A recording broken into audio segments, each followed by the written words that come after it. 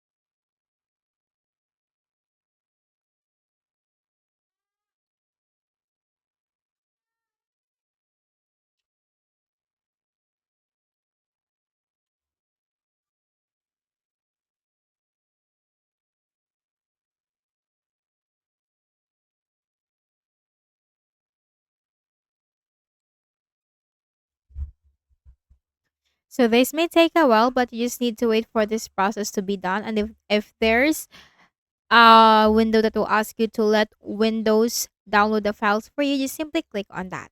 Okay. And the next thing that we can do is to go to the Windows search bar and type services. Click on it under the best match.